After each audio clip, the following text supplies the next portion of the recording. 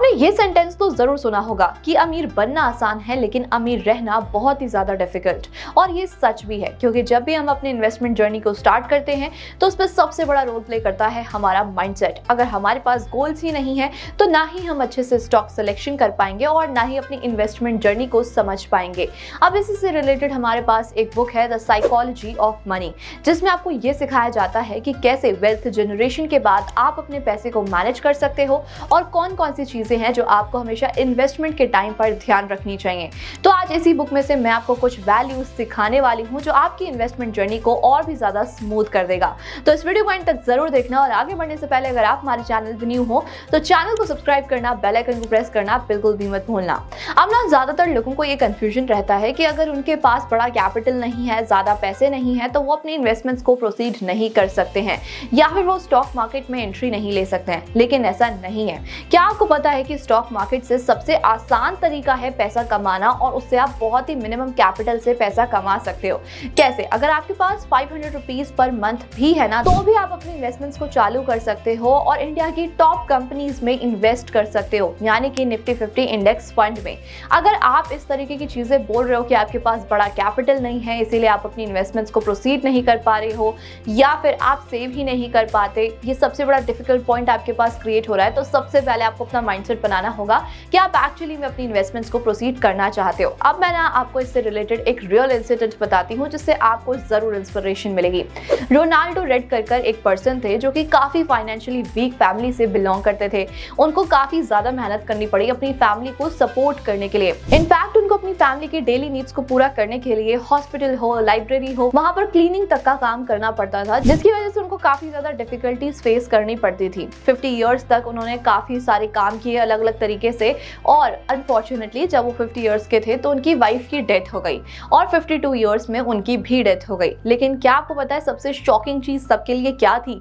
जब उनकी डेथ हुई तो सबको ये पता चला कि वो अपने बच्चों के लिए अराउंड 16 करोड़ के असेट्स को छोड़ के गए हैं। इतना ही नहीं, उन्होंने अपने हॉस्पिटल और लाइब्रेरी के लिए भी $6 मिलियन छोड़े थे और उनको डोनेट कर गए थे। काफी सारे लोग शॉक हो गए थे। अब जितने भी लोग रोनाल्ड रेड को जानते थे उनका मानना यही था कि वो इस तरीके से इतना पैसा इकट्ठा कर ही नहीं सकते। लेकिन बाद में ये पता चला कि जितने भी पैसे उनके पास बचते थे, ये सारा काम करने के बाद, अपने डेली नीड्स को पूरा करने के बाद वो ब्लू चिप स्टॉक्स में इन्वेस्ट कर देते थे। इनफैक्ट उन्होंने काफी सारे पैसे सेव किए और लमसम इन्वेस्टमेंट भी किया था, जिसकी वजह से उनका इतना बड़ा कॉर्पस क्रिएट हो गया। अब इसके बाद उनको ये भी पता चला कि जब वो छोटे से थे ना, तब से ही उन्होंने अपना स्टॉक मार्केट में इन्वेस्टमेंट करना स्टार्ट कर दिया था और आज के टाइम पर उनकी इतनी बड़ी वेल्थ क्रिएट हो गई। तो आपको किसी को बहाना तो नहीं देना चाहिए कि आपके पास पैसे नहीं बचते, डेली नीड्स में खत्म हो जाते। अगर आप सेव करोगे तो आप डेफिनेटली अपनी वेल्थ को जनरेट कर सकते हो। अब जब तक हम सेविंग करेंगे ही नहीं तो कहीं ना कहीं हम अपनी वेल्थ को भी जनरेट नहीं कर पाएंगे। अब अगर द साइकोलॉजी ऑफ मनी की बात की जाए, जिसके ऑथर है मॉर्गन हाउसल, तो उन्होंने एक चीज बोली है, आपकी वेल्थ क्रिएटेड तब मानी जाती है जब आप मॉर्निंग में उठकर ये बोल सको कि आज मैं वो करूंगा जो मैं चाहता हूं। अगर आप जॉब पर जाते हो, 9 to 5 कर रहे हो और आपके अकाउंट में लाखों करोड़ों रुपए हैं, तो इसका मतलब ये नहीं है कि आप वेल्थ जनरेट कर चुके हो। उनके अकॉर्डिंग वेल्थ तभी बनती है जब आप अपने अकॉर्डिंग चीजें करना स्टार्ट कर दो। अब सबसे पहले लेसन की बात की जाए तो उन्होंने क्लियरली ये बोला है कि नो वंस इज क्रेजी। हर किसी इंसान का एक अलग पॉइंट ऑफ व्यू होता है। फॉर एग्जाम्पल, अगर मैं आपसे कहूँ कि आपके अकॉर्डिंग सबसे सिक्योर इन्वेस्टमेंट ऑप्शन कौन सा है, तो जनरली आप क्या आंसर करोगे? या तो एफडी बोलोगे या फिर गवर्नमेंट स्कीम बोलोगे। लेकिन अगर मैं अपने पॉइंट ऑफ व्यू की बात करूं तो मैं ये बोलूंगी कि नहीं, स्टॉक मार्केट के इंडेक्स फंड में अगर आप इन्वेस्ट करते हो तो भी आपका पैसा सिक्योर है, क्योंकि वहां पर आपका जो पैसा है वो टॉप कंपनीज में इन्वेस्ट किया जा रहा है। तो हर किसी का जो पॉइंट ऑफ व्यू होता है ना, वो डिफरेंट होता है। हर कोई पैसों को लेकर और नीड को लेकर डिफरेंट चीजें सोचता है और उसी के अकॉर्डिंग वर्क करता है। अगर आप किसी और के माइंड से चलोगे तो हो सकता है कि कहीं ना कहीं आपको ही लॉस हो। अब अगर बात की जाए रिस्क की, तो रिस्क टॉलरेंस भी हर किसी का डिफरेंट होता है। तो आपको किसी के अकॉर्डिंग किसी भी स्टॉक में इन्वेस्ट नहीं करना चाहिए। अब यूजुअली लोग क्या करते हैं, आपको टिप्स देना स्टार्ट कर देते हैं कि इस स्टॉक में इन्वेस्ट किया जाए, आपको बेटर रिटर्न्स प्रोवाइड करा सकता है। अगर उनका रिस्क टॉलरेंस ज्यादा है तो वो उसी अकॉर्डिंग स्टॉक देखेंगे, और अगर आपको ऐसा लगता है कि आपकी कैपिटल ज्यादा इंपॉर्टेंट है तो आपको उस स्टॉक में इन्वेस्ट नहीं करना है। तो हमेशा अपनी लाइफ के अकॉर्डिंग, अपने एक्सपीरियंस के अकॉर्डिंग और अपनी नीड के अकॉर्डिंग आपको अपने इन्वेस्टमेंट ऑप्शंस को चूज करना चाहिए। अब मैं आपको ये भी नहीं बोलूंगी कि स्टार्टिंग के फेज में ही आपको स्टॉक मार्केट में एंट्री ले लेनी चाहिए, बिना कुछ सीखे आपको इन्वेस्ट करना चाहिए, बिल्कुल नहीं। अगर आपको ऐसा लग रहा है कि स्टार्टिंग के फेज में आपकी कैपिटल आपको बहुत ही ज्यादा इंपॉर्टेंट है, तो आप स्टॉक मार्केट में मत इन्वेस्ट कीजिए। आप सबसे पहले अपने ऊपर इन्वेस्ट कीजिए, उससे कुछ स्किल्स सीखिए और साथ में उसके बाद आप ये भी सीख सकते हैं कि स्टॉक मार्केट से कैसे पैसा कमाया जा सकता है, और फिर धीरे धीरे कर आप अपनी कैपिटल को इन्वेस्ट करना स्टार्ट करिए।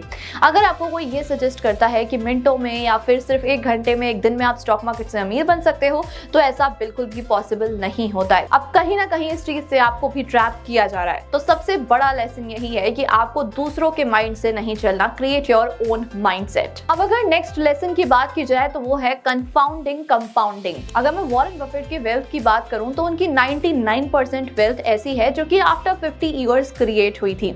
इसी तरीके से लोग काफी ज्यादा जल्दी तो करते हैं स्टॉक मार्केट से पैसा कमाने के लिए, लेकिन वो ये भूल जाते हैं कि वहां पर उनको कंपाउंडिंग का बेनिफिट नहीं मिल रहा है। स्टॉक मार्केट में कंपाउंडिंग एक मैजिक की तरह काम करता है। हो सकता है कि आपको 1 करोड़ बनाने में बहुत टाइम लग जाए, लेकिन उस 1 करोड़ से 10 करोड़ और 10 करोड़ से 50 करोड़ तक पहुंचने का जो टाइम होगा वो बहुत ही ज्यादा मिनिमल होगा, और आप ये खुद देखोगे कि कंपाउंडिंग किस तरीके से मैजिक क्रिएट करता है इन द स्टॉक मार्केट। अगर बात की जाए वॉरेन बफेट की, तो हमेशा यही मानते हैं कि जितनी अर्ली एज से आप अपनी इन्वेस्टमेंट को स्टार्ट कर सकते हो, उतनी अर्ली एज से ही आपको इन्वेस्टमेंट स्टार्ट करनी चाहिए। अगर मैं बताऊं तो वॉरेन बफेट ने भी कोई इतने अच्छे रिटर्न्स जनरेट नहीं किए स्टॉक मार्केट से। एवरेज उन्होंने 22% का पर ईयर रिटर्न जनरेट किया और इतनी बड़ी वेल्थ को क्रिएट किया। तो अगर आपको ऐसा लगता है कि विद इन 1 डे और 5 डेज और 1 मंथ आप बहुत पैसे कमा सकते हो, स्टॉक मार्केट से 50-60% का रिटर्न जनरेट कर सकते हो, तो मैं आपको बता दूं कि वो नेक्स्ट टू इम्पॉसिबल होता है।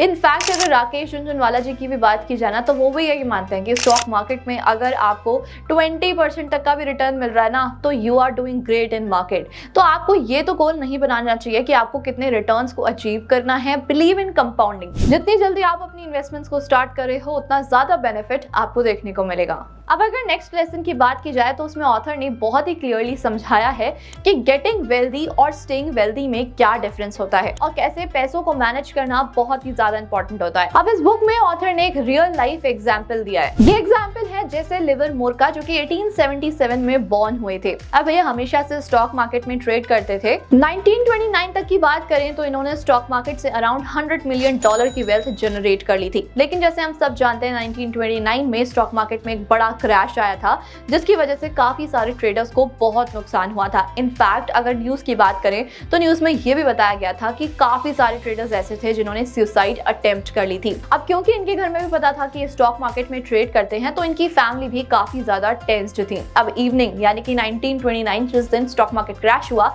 उसी इवनिंग वो अपने घर आते हैं। उनकी वाइफ उनका वेलकम करती हैं और वो ये पूछती हैं कि क्या हम भी बर्बाद हो गए। तो आपको पता है कि उनका क्या आंसर था? उनका ये आंसर था कि उन्होंने मार्केट नीचे गिरने पर बैट लगाया था और उन्होंने सिर्फ एक दिन में $3 बिलियन अर्न कर लिए थे। अब देखते ही देखते वो दुनिया के सबसे अमीर आदमी बन गए और इसी चीज का उनके पास ओवर कॉन्फिडेंस और एरोगेंस आ गया। अब अगर बात की जाए, वो बिना देखे नेक्स्ट 4 इयर्स में वो बिना देखे सोचे और बिना समझे किसी भी चीज पर बेट लगा रहे थे और अपनी वेल्थ को डिस्ट्रॉय करते जा रहे थे। एक पॉइंट ऐसा आया कि उनके ऊपर इतना ज्यादा डेट क्रिएट हो गया कि उनको सुसाइड करना पड़ा। अब इस चीज से ऑथर सिर्फ यही समझाना चाहते हैं कि अमीर बन तो आप जाओगे, लेकिन अगर आपको पता ही नहीं होगा कि आप उस पैसे को कैसे मैनेज कर सकते हो, तो कहीं ना कहीं आप उस वेल्थ को डिस्ट्रॉय कर बैठोगे। अगर आप कहीं पर इन्वेस्ट कर रहे हो और आपकी अच्छी खासी वेल्थ जनरेट हो गई है, तो फिर भी आपको अनकॉन्शियसली या फिर बिना सोचे समझे कहीं पर भी डिसीजन नहीं लेना चाहिए किसी भी स्टॉक में इन्वेस्ट करने का।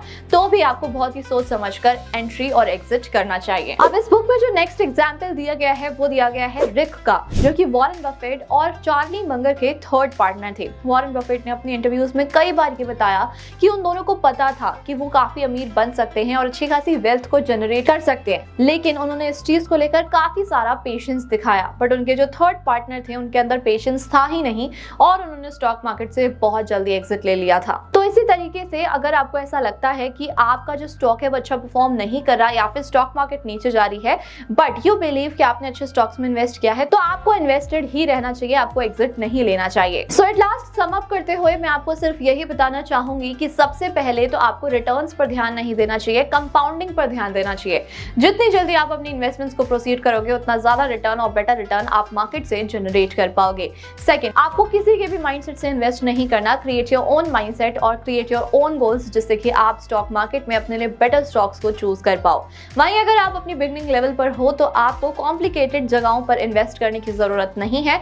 अगर आप चाहें तो आप सिंपल इन्वेस्टमेंट्स प्रोसीड कर सकते हो, जो कि लार्ज कैप कंपनीज होती हैं, या फिर इंडेक्स फंड्स में आप इन्वेस्ट कर सकते हो। और साथ में मैं आपको ये भी बोलना चाहूंगी कि इन्वेस्टमेंट करना बहुत ही ज्यादा इंपॉर्टेंट होता है। किसी ना किसी तरीके से हमारे फ्यूचर गोल्स हमारे सामने आते हैं और उन्हें पूरा करने के लिए हमें मनी की नीड तो होती है, तो उन्हें फ्यूचर गोल्स के लिए इन्वेस्टमेंट जरूर करनी चाहिए। अगर अभी तक आपने इन्वेस्टमेंट स्टार्ट नहीं किया, आप स्टॉक्स में इन्वेस्ट करना चाहते हो, ट्रेड करना चाहते हो, तो उसके लिए आपको एक डीमैट अकाउंट की जरूरत जरूर पड़ेगी, जिसका लिंक आपको हमारे डिस्क्रिप्शन बॉक्स और पिन कमेंट में मिल जाएगा। आप फ्री में डीमैट अकाउंट ओपन करा सकते हो। इस वीडियो को जितना हो सके उतना शेयर कर देना टू स्प्रेड द अवेयरनेस, और ऐसे इंफॉर्मेटिव वीडियोस को देखने के लिए हमारे चैनल को सब्सक्राइब करना, बेल आइकन को प्रेस करना बिल्कुल भी मत भूलना। Thank you so much.